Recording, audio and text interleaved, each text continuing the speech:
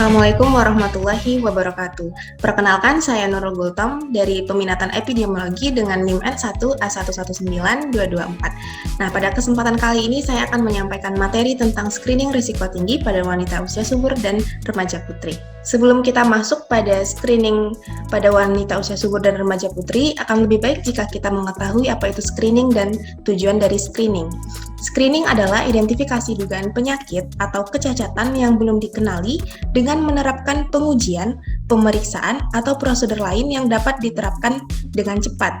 Tes screening ini memilah orang-orang yang terlihat sehat untuk dikelompokkan menjadi kelompok orang yang mungkin memiliki penyakit atau kelompok orang yang mungkin tidak. Nantinya orang yang dapat dengan temuan positif ini akan dirujuk ke dokter untuk didiagnosis dan juga untuk mendapatkan pengobatan selanjutnya. Adapun tujuan dari screening ini, yang pertama adalah menemukan orang yang terdeteksi menderita suatu penyakit sedini mungkin sehingga dapat dengan segera memperoleh pengobatan. Yang kedua, mencegah meluasnya penyakit dalam masyarakat. Yang ketiga, mendidik dan membiasakan masyarakat untuk memeriksakan diri sedini mungkin. Yang keempat, mendidik dan memberikan gambaran kepada petugas kesehatan tentang sifat penyakit dan untuk selalu waspada, melakukan pengamatan terhadap gejala dini, dan yang terakhir yaitu mendapatkan keterangan epidemiologis yang berguna bagi klinis dan peneliti. Di sini kita masuk pada screening wanita usia subur. Saya tertarik untuk mengambil screening kanker karena prevalensi kanker menurut umur di Indonesia berdasarkan data Riskesdas tahun 2018 paling banyak terjadi pada usia 55 sampai 64 tahun yaitu sebesar 4,62% dan usia 45 sampai 54 tahun sebesar 4,03%. Hal ini merupakan rentang umur pada wanita usia subur. Selain itu, prevalensi kanker pada kelompok perempuan lebih besar dibandingkan laki-laki yang disebabkan karena jenis kanker spesifik perempuan seperti kanker payudara dan kanker serviks ini merupakan jenis kanker yang paling banyak dilaporkan di Indonesia. Hal ini sesuai dengan data yang bersumber dari Rumah Sakit Kanker Darmais pada tahun 2018. Bisa dilihat dari gambar ini bahwa proporsi kasus kanker di Rumah Sakit Kanker Darmais itu kanker payudara dan kanker serviks ini menduduki kejadian kanker terbesar di Rumah Sakit Kanker Darmais. Berbagai upaya telah dilakukan oleh pemerintah melalui Kementerian Kesehatan. Salah satunya upaya preventif yang telah dilakukan adalah screening melalui metode inspeksi visual asam asetat 4A, pap smear, dan pemeriksaan payudara kinis atau sadanis. Upaya screening ini menjadi salah satu program yang terintegrasi dengan kegiatan di puskesmas yang dilakukan terhadap perempuan usia 30-50 tahun, di mana yang kita ketahui bahwa wanita usia subur adalah wanita yang memasuki usia 15-49 tahun tanpa memperhitungkan status perkawinannya. Wanita usia subur mempunyai organ reproduksi yang masih berfungsi dengan baik antara umur 20-45 tahun. Hal ini menyebabkan wanita usia subur itu sangat rentan terkena kanker serviks. Oleh karena itu, diperlukan screening untuk dapat mencegah dan mengetahui tindakan selanjutnya. Sebelum kita masuk pada screening kanker serviks, akan lebih baik jika kita mengetahui apa itu kanker serviks dan gejalanya. Kanker serviks muncul karena adanya pertumbuhan sel yang tidak normal, sehingga mengakibatkan terjadinya gangguan pada serviks atau menghalangi serviks. Penyebab kanker serviks diketahui adalah virus HPV, human papillomavirus dengan subtipe onkogenik, terutama subtipe 16 dan 18.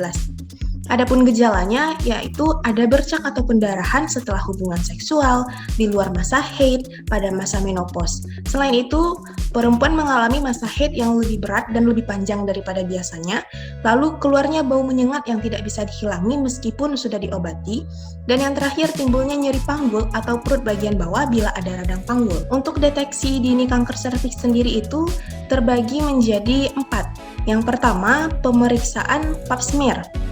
Pemeriksaan pap smear adalah suatu pemeriksaan dengan cara mengusap leher rahim atau scraping untuk mendapatkan sel-sel leher rahim, kemudian diperiksa sel-selnya untuk mengetahui adanya perubahan sel-sel yang abnormal yang diperiksa di bawah mikroskop.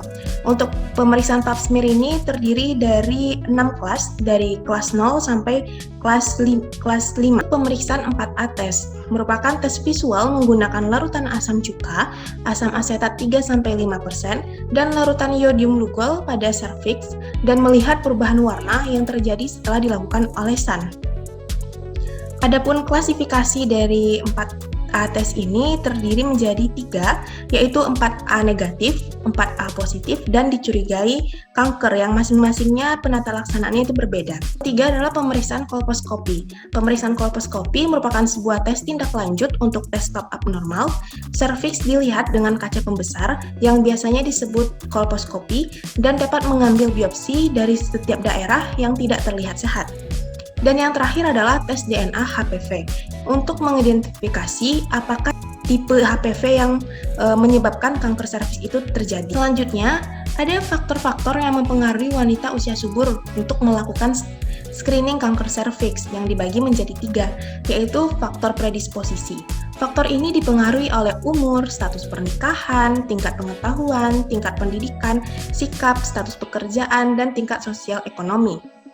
Hal ini sesuai dengan penelitian dari Chang et al. Tahun 2017 bahwa partisipasi melakukan screening kanker serviks pada kelompok umur 30-39 tahun itu tuh lebih besar daripada kelompok umur 15-25 tahun. Itu adalah faktor mungkin. Faktor mungkin ini dipengaruhi oleh akses informasi dan keterjangkauan jarak. Biasanya wanita yang berkarir itu akan lebih mudah mendapatkan informasi dari rekan kerjanya. Namun mereka cenderung jarang punya waktu untuk melakukan screening kanker serviks. Hal ini sesuai dengan penelitian oleh Wong Wacharanukul tahun 2014 menunjukkan bahwa mayoritas wanita sibuk itu tidak mendapatkan screening kanker serviks.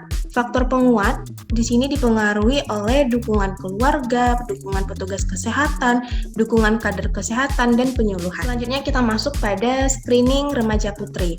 Nah, saya tertarik untuk mengambil kejadian anemia karena angka kejadian anemia di Indonesia terbilang masih cukup tinggi.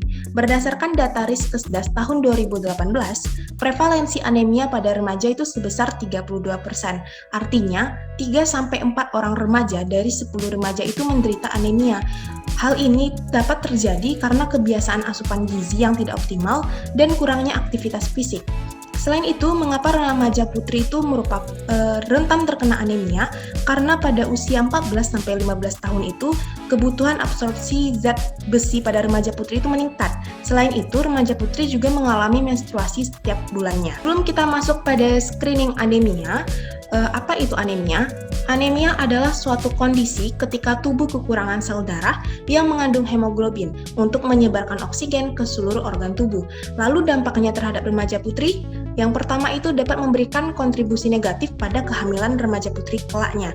Yang kedua, dapat melahirkan bayi dengan BBLR dan juga meningkatkan kesakitan dan kematian pada ibu dan bayi. Dan yang terakhir tentunya akan memiliki dampak terhadap perkembangan fisik dan kognitif remaja. Untuk pemeriksaan anemia ini terbagi menjadi 5. Yang pertama, tes darah lengkap. Yang kedua, tes kadar retikulosit. Yang ketiga, apus darah tepi. Yang keempat, tes zat besi. Dan yang terakhir adalah elektroforesis hemoglobin. Ini upaya yang dilakukan oleh pemerintah dalam menurunkan kejadian anemia di Indonesia, yaitu dengan melakukan pemberian tablet tambah darah terutama kepada remaja putri. Bisa kita lihat dari data ini. Data ini merupakan data dari Riskesdas tahun 2018 bahwa proporsi remaja putri dan ibu hamil mendapatkan tablet tambah darah dan proporsi remaja putri umur 10-19 tahun yang memperoleh tablet tambah darah menurut karakteristiknya. Berdasarkan data tersebut, proporsi remaja putri yang pernah memperoleh tablet tambah darah paling banyak itu terjadi pada remaja putri usia 16-18 tahun dengan nilai proporsi 34,6%. Selain itu, pendidikan remaja putri pernah memperoleh tablet tambah darah itu rata-rata pada tamat SMP dengan nilai proporsi 36%. Tempat tinggalnya, remaja putri yang tinggal di perkotaan dan di perdesaan sama-sama sudah pernah memperoleh tablet tambah darah itu dengan nilai proporsi 22,9%. Proporsi remaja putri yang mendapatkan tablet tambah darah itu adalah 76,2% di Indonesia. Dan dari 76,2% ini, 80,9% remaja putri itu mendapatkan tablet tambah darahnya di sekolahnya masing-masing. Baiklah, terima kasih atas perhatiannya. Mungkin hanya itu yang dapat saya sampaikan dari materi screening risiko tinggi wanita usia subur dan remaja putri. Assalamualaikum warahmatullahi wabarakatuh.